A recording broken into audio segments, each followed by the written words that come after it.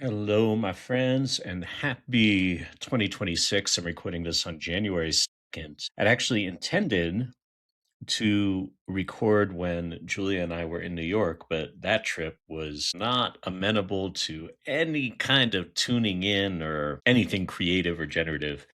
It was really just about getting through it for a lot of reasons, one of which was, for reasons not entirely within our control. We were staying in Midtown over Christmas. Like, just don't do that. Anyway, as a result, I feel kind of like constipated with field notes. So, to help move things along, I thought I might start with a poem by Hafez from this book that I just rediscovered called A Year with Hafez. And this is the poem for January 2nd. And maybe we'll use this to launch into our conversation. So the poem is So You Can Plant More Wheat. I would like to remove some rocks from your field so that you can plant more wheat. And those hills I see that are part of you, I have some trees in mind for them, and flowering grasses so that you won't erode when the elements pour. Are we not lovers? Can I not speak to you like this? Do I need to ask your permission to hitch up my ox and sing to him as I improve your vast terrain? The title to your heart came to my office. In looking at it, a great interest in your soul developed. The care of your soul became mine. So I would like to remove some stones from your meadows.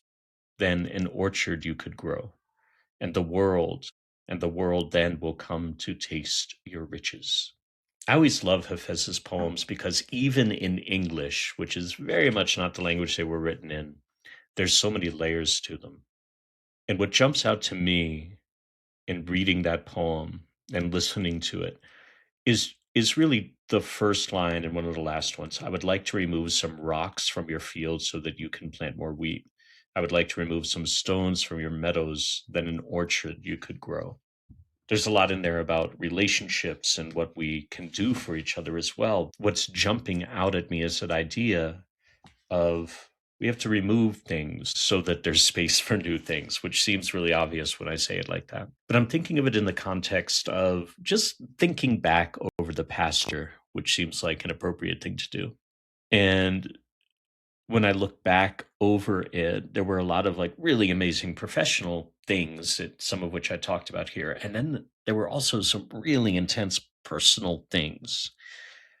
And the theme of those personal things was that idea of like removing stones or even bringing awareness that stones were there without getting into too many details. One of the big shifts of the past year was really a lightning bolt of awareness around long-standing behavioral patterns and addictive patterns that I've had for almost 40 years, right, since I was a kid.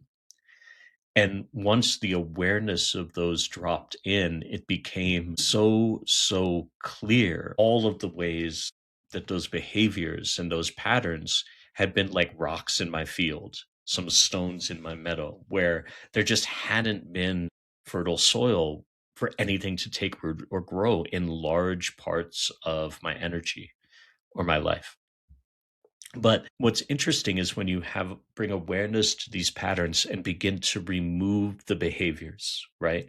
To consciously not engage in them anymore, then the things that those behaviors and patterns had been put in place to medicate or manage, whether it's anxiety or low self-esteem or low self-confidence or whatever your mixture of things that needed to be managed are, you feel them, right? The thing that was covered up by the behavior really comes up. It's like you remove stones from a field and then suddenly you have to look at the soil and go like, "Oh, this soil is not okay. This soil is hasn't been tended in a long time. There's no nutrients in it." And so then we have to do the work of tending the soil. And so as my work expanded last year, there was also this parallel process of revelation of soil that was really sick and really hurting. and then beginning the kind of painstaking process of rehabilitating the soil so that an orchard can grow, so that something new can be planted. So that's very much what I'm taking into this new year. Maybe you are too, right? This idea that last year, which is very true to the lunar theme of the lunar year, which was it was wood snake last year, which is all about shedding, letting go, and revelation. I feel like a lot of us had years like that in 2025, and now we're at the kind of turning of the calendar year and the last month or two of the lunar year. So there's a sense of, okay, we've shed, or I've shed, I've removed stones, I've removed rocks, like Hafez says. What wants to be planted in the year ahead? So something that I do every year is I do like a oracle card spread just to give me a sense thematically of what the year ahead might hold. And I do this using three separate decks. Two are from the Wild Unknown, which is Kim Krantz's amazing. So I use her archetype deck, and I use one card at the center of kind of my wheel of the year to be the theme of the year. And then I do one card for each month.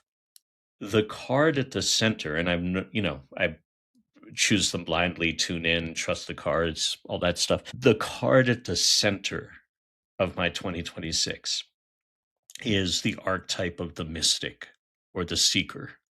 And a lot of the themes of the cards for each month were around trust, not needing to know everything that's going to happen, trusting a process, trusting the unseen world, trusting spirit. So the invitation that I feel this year is to deepen into trust.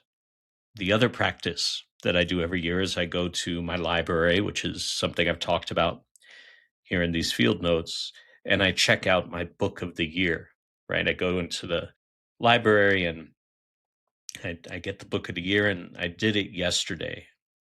And, I'm always a little trepidatious or even terrified when I go into these processes, right? Because you never know what the cards are going to say. And if you believe in spirit, then yeah, you got to take it seriously, right? The cards were beautiful and really kind of affirming. And the same thing when I go into my library to get the book of the year, it's not like I'm having any intention for it. It really is a desire to tune in and to see what might want to emerge. And what emerged yesterday evening was a theme of growth and rebirth, which can be either very intense and like not dark necessarily, but filled with struggle, or it can be beautiful. And the version that appeared, like the book was covered in this beautiful green moss, and the colors that were emanating from it were blues and light purples. It was so gentle. So when I pair that with the idea of the mystic, there's this idea for me in the coming year of being able to really trust that spirit's going to take care of a lot, and that my job is to hold on to the ride, to trust deeply, and to trust that whatever's unfolding is going to lead to a gentle growth and rebirth at both a personal and a professional level. Last year, the theme of my book of the year was holding order and chaos, which proved to be quite true. So I'm looking forward to growth and rebirth this year.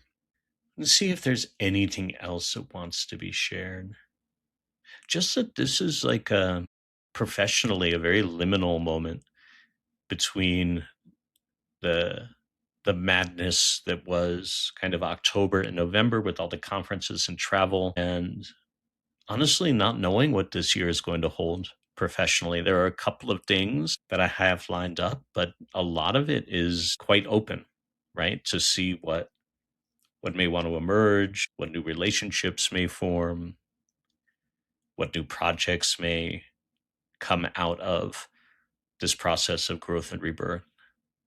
And so I'm trying really hard to just be with that liminality and that not knowing, instead of what I've done in the past, which is like trying to get a bunch of stuff going, which generally ends up being a little bit of a waste of time and money.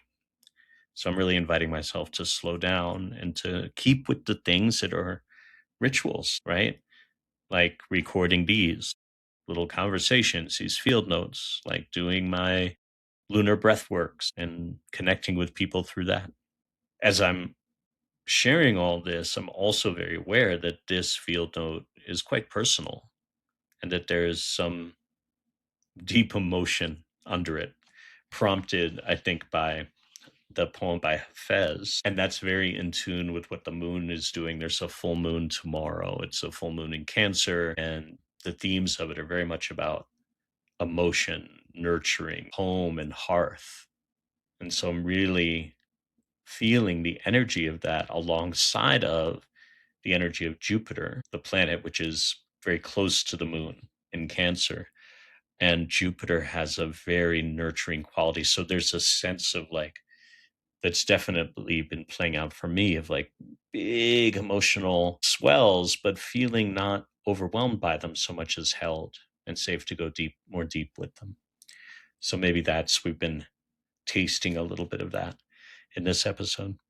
So welcome to 2026. This will be, I think, the last episode of season 2. I think it's the 26th episode of Field Notes. And I have some ideas to play with for season 3, which I'm really excited about. So I hope you'll join me for that.